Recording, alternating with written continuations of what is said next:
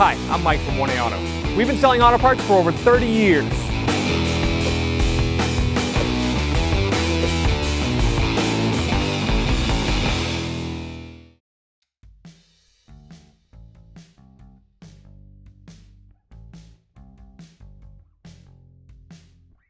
Hi everyone, Sue here at 1A Auto, and today I'm going to show you how to install a complete strut assembly on our 2011 Ford F-150.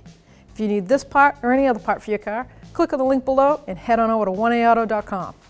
Just a little friendly reminder, anytime you do any front end suspension or steering repairs, set up an alignment appointment with your local garage or the one that you wish to do. So as soon as you're done doing DIY repairs, you can ship it on down and get lined up properly. To remove the tire, you need a 21mm socket, and you're going to break the lug nuts free with the pressure of the vehicle on the tire.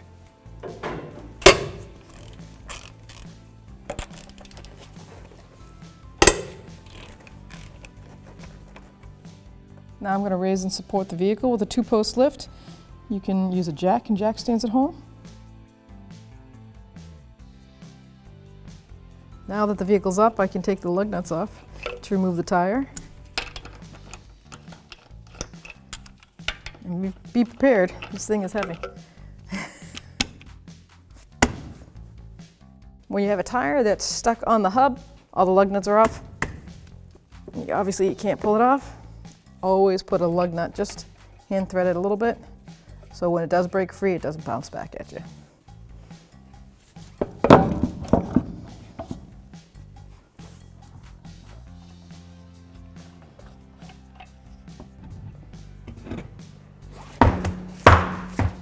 So before I do repairs, I like to spray all the suspension parts down, try to make life a little easier.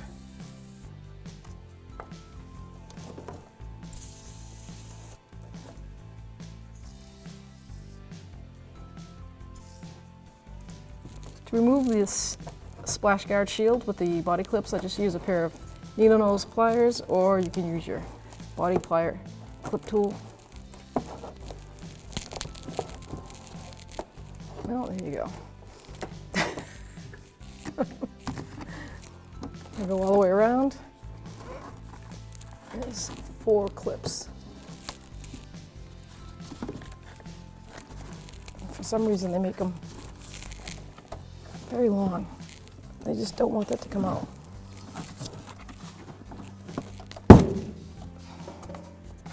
$15mm socket. We're going to loosen up the top 3 mounting bolts, nuts off of the studs of this spring assembly. Never touch that center bolt.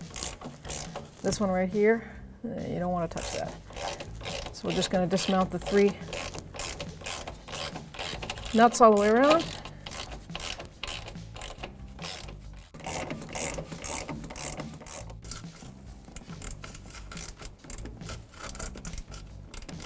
And it's pretty rusted, and so this one won't let the 15 sit on there.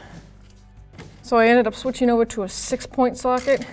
Sometimes your 12-point sockets, they don't really, especially when you've got things that are rusted and dirty like this, it actually ends up like shaving the rust off. It won't grip. So it worked on those 2 nuts, but it was really tight, and it's a 3/4 inch deep. That's why I used it to begin with, because I didn't want to come up into hit the fender. But this one, it wouldn't grab, so I moved over to a 6-point socket, and it grabbed it. So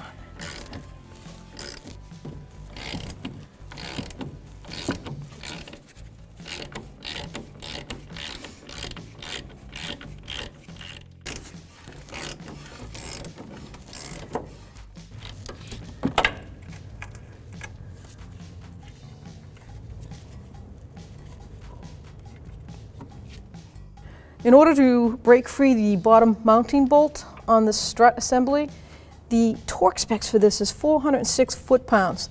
So I don't need to try with my physical body. I know it's not going to happen. So we have to use an air gun.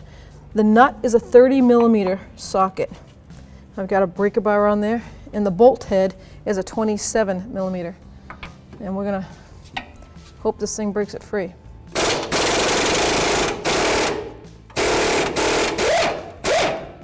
There we go. Look at the size of that. It's really on there.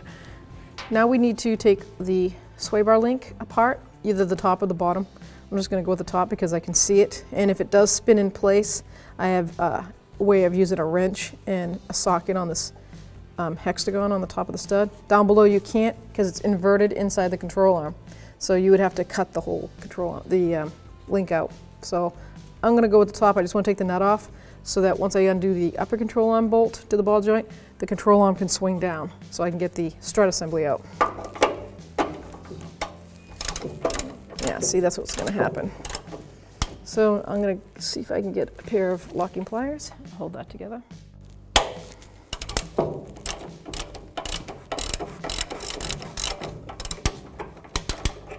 And did I mention that's a 18 millimeter? So now I can see that the actual spindle part of the sway bar link is spinning inside the joint. So I have to get another wrench that's the size of this. So I'm using a 5/16, so 8 millimeter or 5/16 wrench on the top to hold that. And as you can see, I pre-soaked it to make my life a little easier.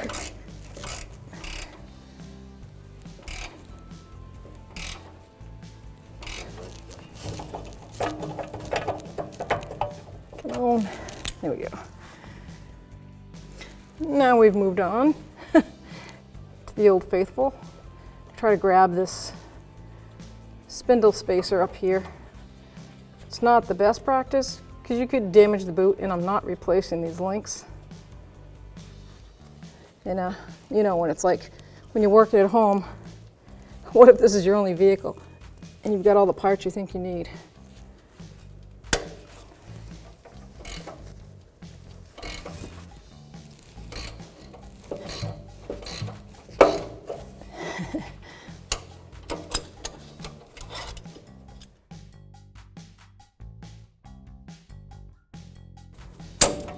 Wonderful. Now that we've loosened up the sway bar link, I'm moving up to the upper control arm ball joint. I have to take this nut off so that we can get the knuckle to drop down with the lower control arm to get this strut assembly out. So this is a 22 millimeter socket. As you can see, I've already changed the control arm on another video.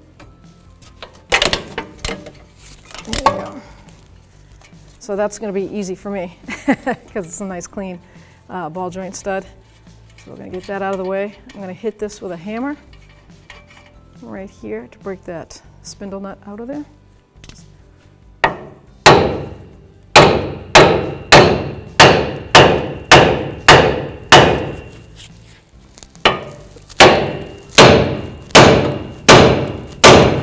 There we go. So now that that's out of the way, I've already replaced the tie rod end, so you're going to need to take the tie rod end nut off from the knuckle. Move that aside. It's a 21 millimeter socket.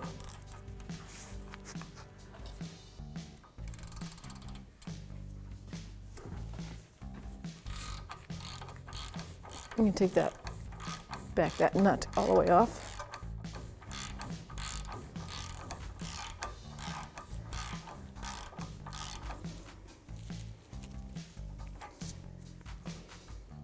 Now with a good size hammer, you're going to hit the knuckle right here at the outer tie rod end housing. You're going to jam that, loosen up that jam spindle part of the tie rod end.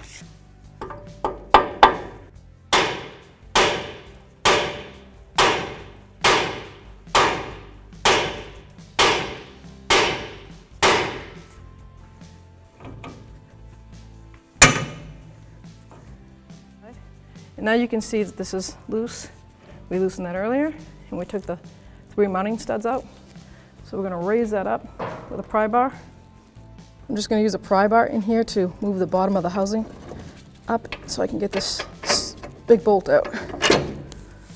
And now we're going to just remove the strut assembly with any luck. Okay. It's a little heavy. And so this is where the control arm comes in play. So you're going to want that control arm to fall down. And that's why I'm going to use this.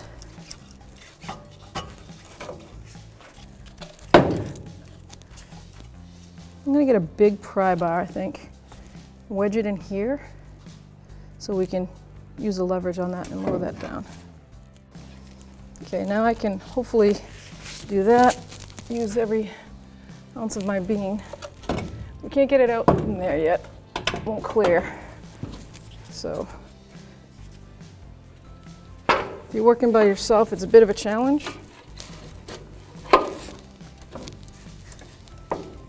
You gotta be careful not to pinch any of the CV axle boots. Let's relocate this.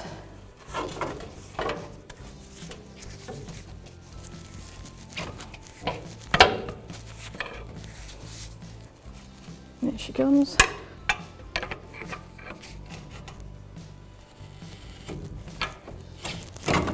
And there it is.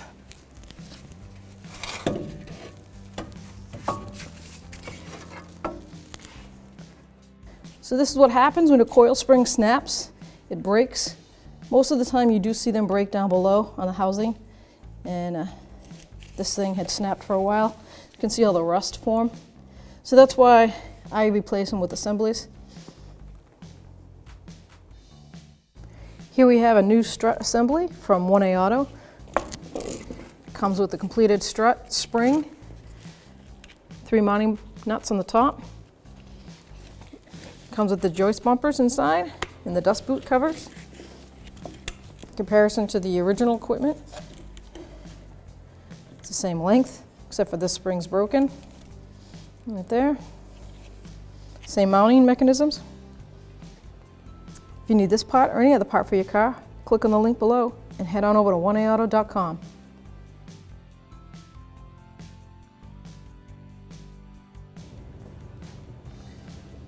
Now we're going to put the strut assembly back in, and note the way the bolt hole pattern is up in the top of the tower, because this is not light. So you want to put it in one shot, hopefully.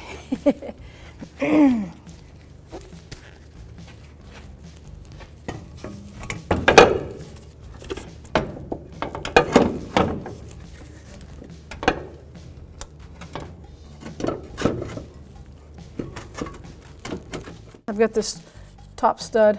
I actually might put one of the nuts on that. Stop it from moving. I don't want it to fall out. I like my toes where they are. Here we go. So now if I pry down on the control arm, see, how much gap do we have there? Here we go. So 2 pry bars again. Pry down on the control arm, see if I can then wedge this in there. So what I'm seeing here is I've got the one stud, all the studs came through, but the tilting of this tower is the base has to be way inside here. You can't put the base in first because then it has a clearance for the part of the framing tower. You have to put the top up in. So what I'm going to do is put all 3 nuts on the strut cap, and I'm going to tighten this down and see if I can pull this in to where the the control arm gets wider for the base of the strut. And I can pry down all I want, but now with my 15mm ratchet wrench, I'm just going to see if I can help guide this.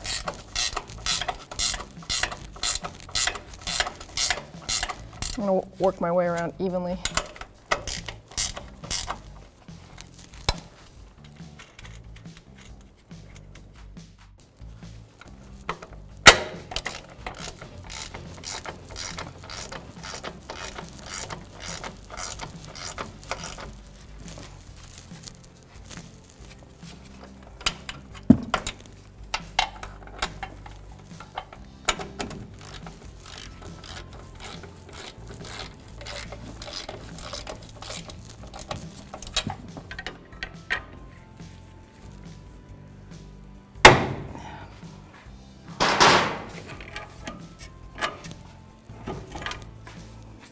I think we got it, folks. There you have it. what I ended up seeing was this strut assembly needed to, I put a bar inside here when it was out, and I just turned the whole assembly. Once that top was bolted, then I could turn the strut assembly. You can't physically turn it. I had to put a big pry bar in there. I got it to wedge so it was going in at the side angle like this. Straightened it out, gave it a hammer in, and now we're gonna raise the lower control arm up. Now I've lowered the vehicle, I raised the vehicle and I put it down on a bottle jack, or a jack stand, shall I say. At home, if you have a floor jack, you're gonna wanna support underneath the control arm, and you're gonna wanna raise the control arm up enough that you can see the alignment of the lower strut bolt.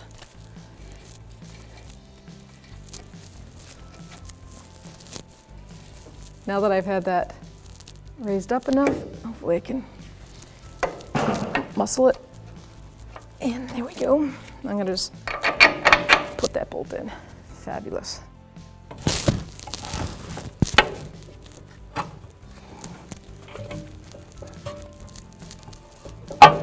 There we go. Wow.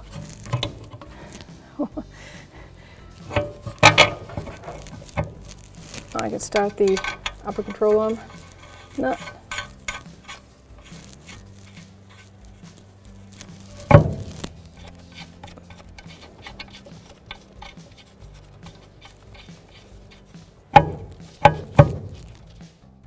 I'm going to put the nut back on.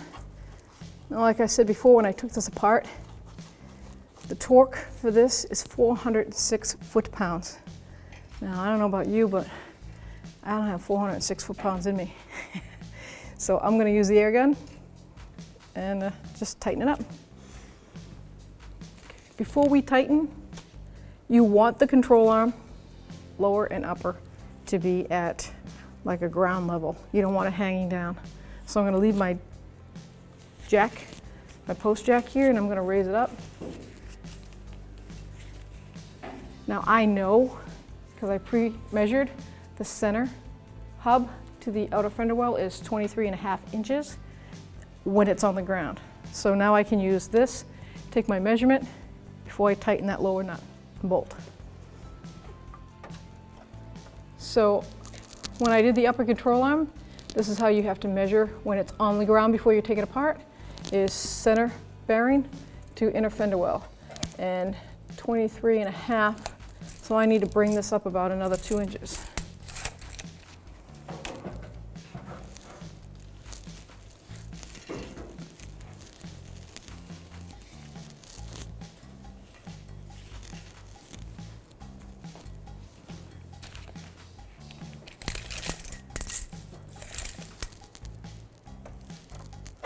If I can't get it this way, then I'm going to put a jack stand on the ground and lower the vehicle down on it, which is what I'm going to do, because I just got about another 3/4 of an inch, but the lift is creaking, so let's be safe.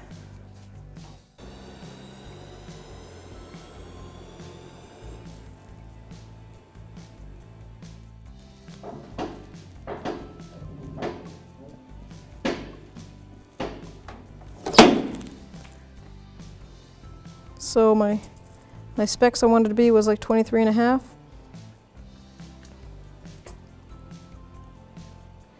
Close enough for me. I'm going to tighten up that lower bolt.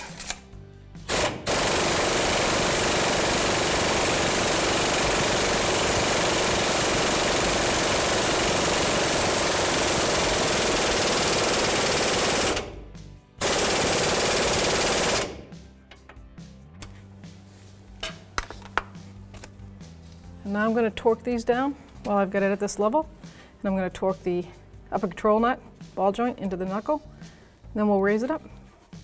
50mm socket, and the upper is 30 foot-pounds.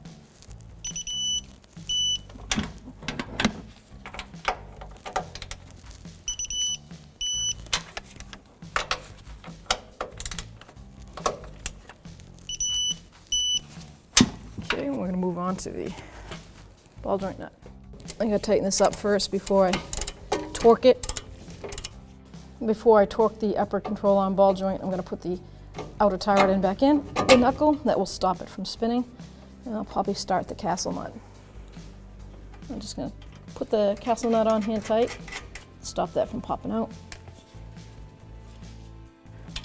The outer tie rod end socket is a 21 millimeter on this castle nut, and the torque is 85 foot-pounds.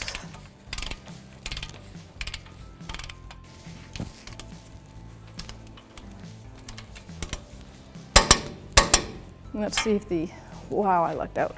The cotter pin lined right up. Always, always don't forget to use a new cotter pin. With our tie rod end assembly, it comes with it. Please don't use the old cotter pin. It's worn out.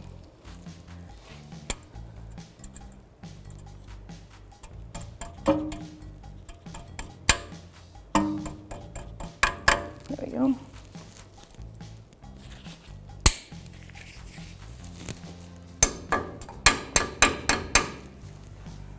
So now we're going to put the sway bar link nut back on.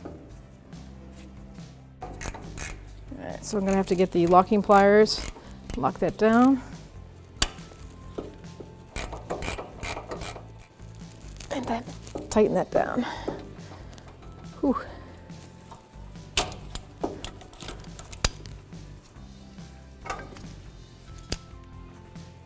I'm going to put the fender skirt, a little rubber adapter, or whatever you want to call it, back in. There we go.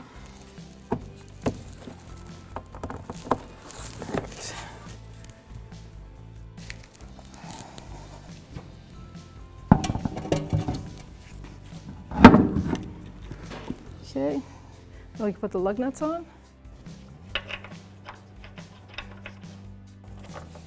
Now we're just going to bottom out all the lug nuts right to the hub, lower the vehicle, and we'll torque these down to manufacturer's specs, 150 foot-pounds in the star pattern. Okay, now the vehicle has pressure on the tire. I didn't lower it all the way, enough so that there's pressure on the tire, and I could torque my lug nuts 150 foot-pounds.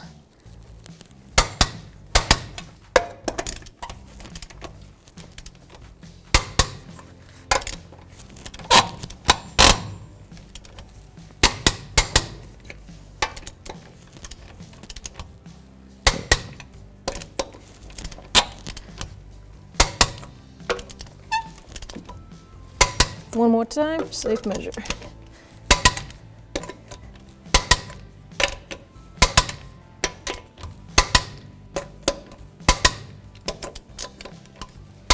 Now we can pump the brakes up and check our fluid level. Cut that audio, it's not for the brakes. Thanks for watching. Visit us at oneauto.com for quality auto parts, fast and free shipping, and the best customer service in the industry.